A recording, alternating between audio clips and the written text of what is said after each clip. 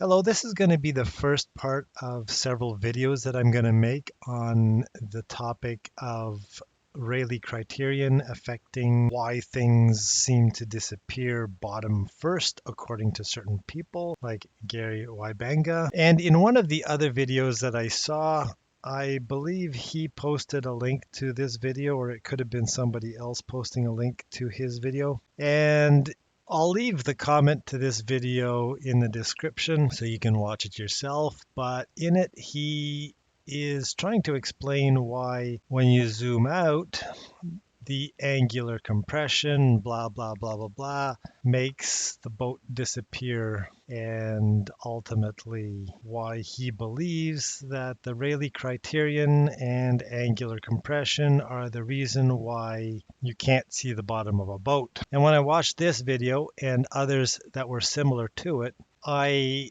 could think of three different explanations why that would be the case, having nothing to do with the Rayleigh criterion. And so what I decided to do was to make this series of videos on the subject, and I thought I would start with covering the Rayleigh criterion. I have several cameras. One of them is the Nikon P1000, which I think is complete and utter garbage. And the camera that I do like is the Nikon D90, and I have three separate lenses.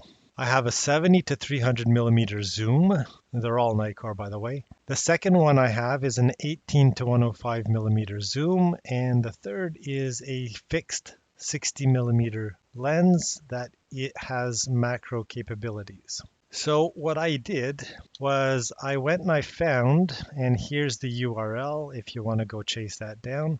I found some test patterns that are used to calibrate photocopiers and whatnot. One of the test patterns is basically a linear set of lines like this here, and it helps test the focus in one direction, and I guess you could maybe turn this thing around to check the focus in the other direction. And then there's another one, and you can't quite see the full thing, but basically star chart sign would be the end of that URL over here. So I found these two test patterns, and I thought that I was going to use those. So I printed a copy of those JPEGs out with my laser printer, and I just taped them to a wall, put my camera on a tripod, and started to take some images of these with different aperture settings.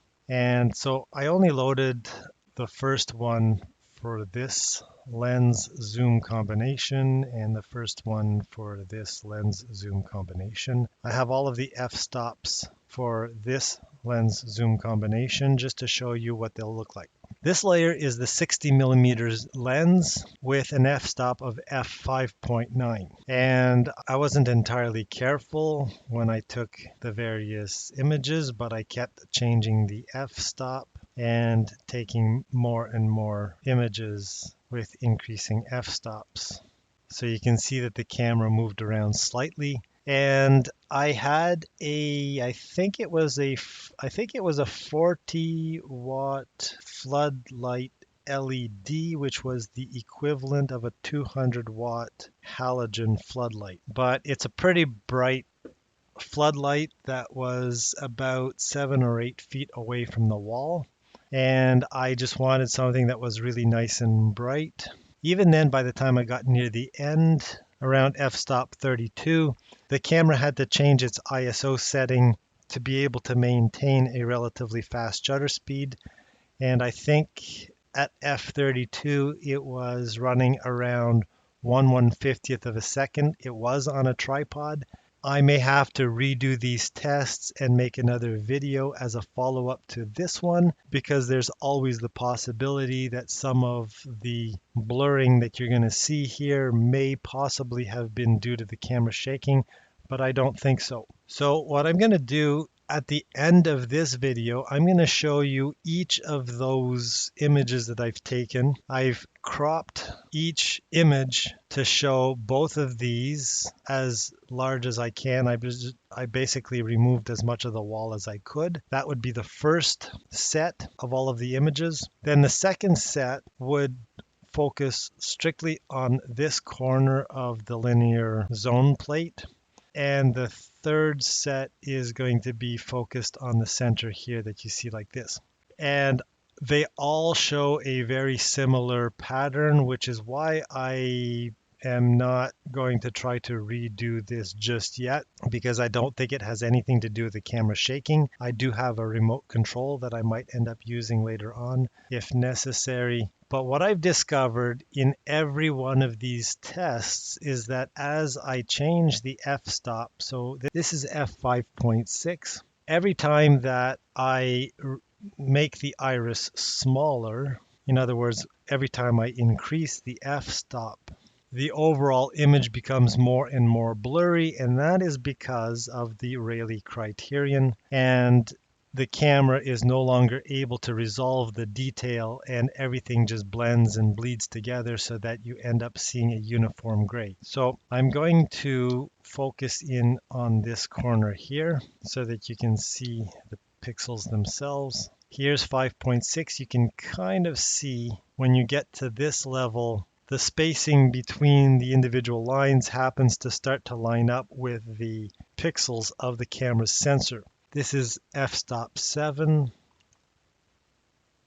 9, 11, 14, 18, 22, 29, and finally 32. So the camera stayed at the same distance away from the object. The zoom, in this case, this was a fixed lens camera, obviously did not change. The only thing that changed was the f-stop, and as you can see, by the time I got to f32,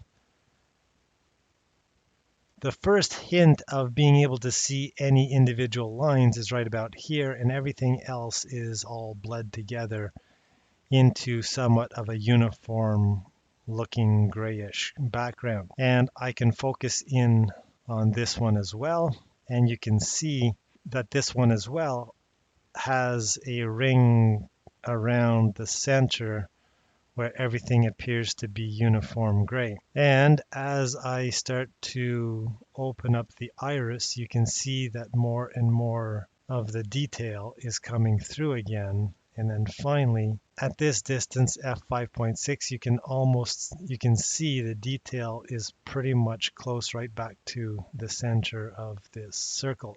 So the purpose of this video was to show how a camera, by changing its iris, can affect the resolution that it is capable of seeing. And basically all factors are identical except for the iris. So the independent variable is the f-stop, or the opening of the iris, and the dependent variable is the detail that I can see.